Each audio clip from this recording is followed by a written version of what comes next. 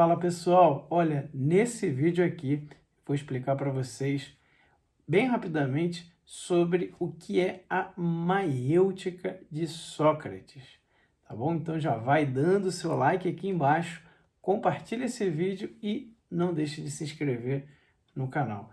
Olha, Sócrates é sem dúvida um dos maiores filósofos do Ocidente, considerado inclusive o pai da sociedade ocidental, da filosofia ocidental, que obviamente aí influenciou toda a nossa sociedade. Os filósofos anteriores a Sócrates, os chamados pré-socráticos, eles sempre focavam o seu esforço filosófico na compreensão da natureza, falando sobre os elementos da natureza. E o Sócrates ele vai mudar o foco da filosofia, desse esforço filosófico de compreensão para o homem, para o que é o homem, para o que são as realidades humanas, as principais realidades humanas, o amor, a coragem, a vida, ou seja, tudo isso vai ser, então, passar a partir de agora a ser o foco central da filosofia. E esse modo de fazer filosofia de Sócrates, ele vai acabar influenciando aí toda a história do pensamento ocidental. É interessante porque o Sócrates ele começa falando, né, que ele teve uma visão de Apolo, né, do deus Apolo, em que Apolo chegava para ele e dizia que ele era o mais sábio de todos os homens. E o Sócrates, então, diz que ficou assustado, ficou espantado com essa afirmação, dessa visão, e falou, não, mas isso não é possível, porque eu não sei nada, eu sou, na verdade, o homem que sabe menos, né? Como que eu posso ser o mais sábio? E aí o Apolo teria respondido, né? Na verdade, é por isso que você é o mais sábio, porque todos os homens pensam que sabem e, na verdade, não sabem. Então você sabe ao menos que não sabe. Então, por isso, você é o mais sábio de todos os homens. E é daí que vem a famosa frase, né? Só sei que nada sei, né? Nesse sentido que Sócrates, então, enuncia essa frase. Por isso ele seria o homem mais sábio, porque ele ao menos sabe que não sabe. Todos os outros pensam que sabe, mas na verdade não sabe. Então Sócrates teria saído numa jornada para provar esse oráculo do deus Apolo. Agora, é claro, isso aqui é obviamente uma grande ironia por parte de Sócrates, tá? Que ele está sendo muito irônico nesse modo de falar. Isso era, na verdade, uma estratégia retórica até para ele começar o diálogo com alguém, né? Principalmente alguém que as pessoas, que os outros da sociedade grega pensavam ali que sabiam, ou que deveriam saber sobre um determinado assunto, né? Então, se você ler qualquer um dos diálogos, né, Platão é quem escreve, Sócrates não deixou nada escrito, se você ler qualquer um dos diálogos em que Sócrates é representado, vocês vão perceber que ele era alguém, né, de grande conhecimento. Então, realmente isso era uma ironia muito sutil, né, ali, para exatamente tentar ali, através dessa retórica de alguém que não sabe e que busca, fala com alguém que ao menos deveria saber, né, ele vai mostrando ali os problemas, as contradições das definições que aquela pessoa que deveria saber, né, fala. Então é óbvio que o Sócrates era assim, alguém que sabia e sabia muito, por isso ele identificava muito perfeitamente os erros que as pessoas cometiam, né? E o Sócrates, então, ele tem esse método que é a dialética socrática, né? O que era essa dialética socrática, né? Ela basicamente se compunha aí de dois momentos, né? O primeiro momento do diálogo, Sócrates vinha, né, na verdade, o início desse diálogo, Sócrates começava sempre alegando a ignorância sobre alguma coisa e perguntava para a pessoa se ela sabia aquilo.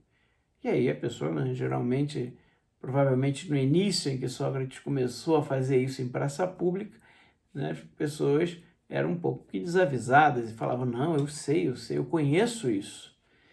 Eu conheço o que é isso, né? Aí Sócrates então responde, olha, quem conhece algo, então sabe dizer o que aquela coisa é. E aí ele pedia que a pessoa então definisse o que era aquela coisa. E aí a pessoa dava alguma definição sobre aquilo que o Sócrates estava perguntando. E aí sim, que é o primeiro momento da dialética de Sócrates, que é a refutação. Tá? Então Sócrates mostrava os defeitos, as contradições daquela definição que a pessoa dava. E falava, olha, isso que você está dizendo não pode ser isso, né? Porque senão não faz sentido nenhum, seria um total absurdo. E a pessoa devia aí reformar, consertar o erro para melhorar a sua definição. Então esse já é o segundo momento da dialética socrática, que aí sim é o tema do vídeo, é a chamada maiêutica, que era exatamente esse processo de Sócrates de levar a pessoa até uma boa definição, ou, em alguns diálogos, vocês vão ver as pessoas reconhecendo a própria ignorância sobre o assunto. E aí você vê, né, que isso deveria causar muita raiva, né? As pessoas não deveriam gostar do Sócrates, porque esses diálogos eram feitos na praça pública de Atenas, né? Exatamente ali o centro do convívio social das pessoas.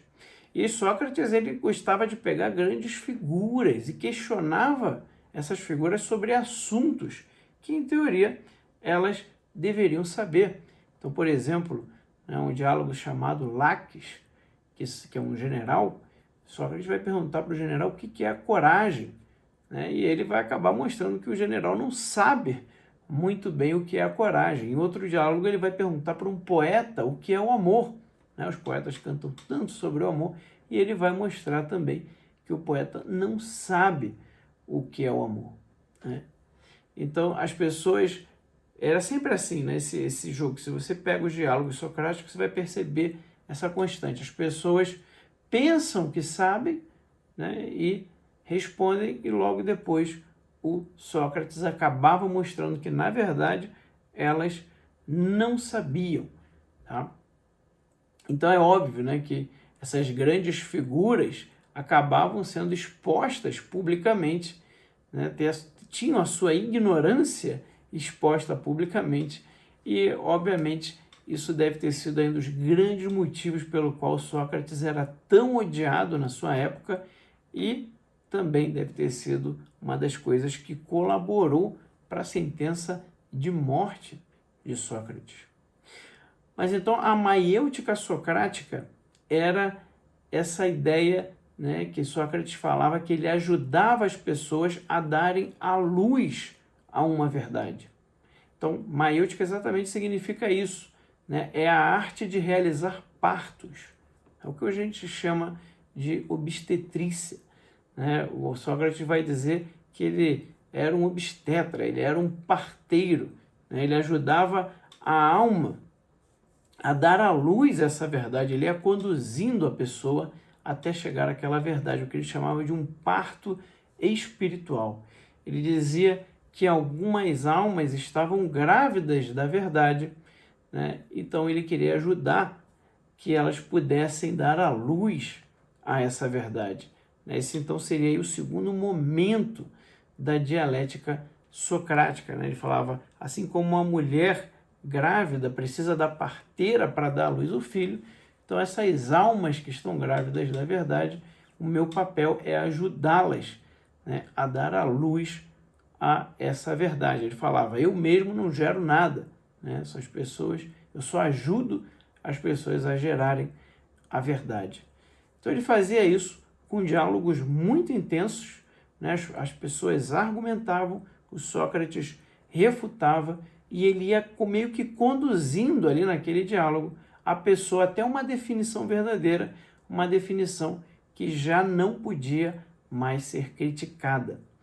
Tá? Então, basicamente, aí dentro dessa dialética socrática, a gente entende o que era essa maiêutica, esse parto espiritual, né, da verdade que Sócrates fazia com que a pessoa pudesse alcançar, ou ao menos que ela percebesse a própria ignorância, o que obviamente não era nada prazeroso, né, e não fazia com que ele tivesse muitos amigos, principalmente dentro das autoridades gregas, né? Ele fazia muito sucesso assim entre os jovens, mas entre as autoridades já não era tanto sucesso assim como já dá para a gente imaginar como deveria ser.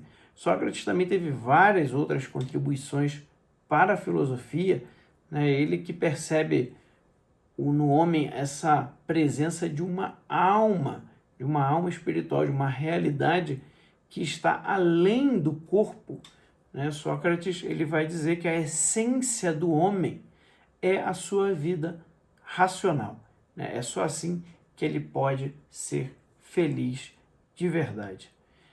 Bem, se você gostou aqui do vídeo, faz aqui um comentário, né? Comenta aí se você já conhecia a maêutica socrática, o que você achou, né? Se você gostou.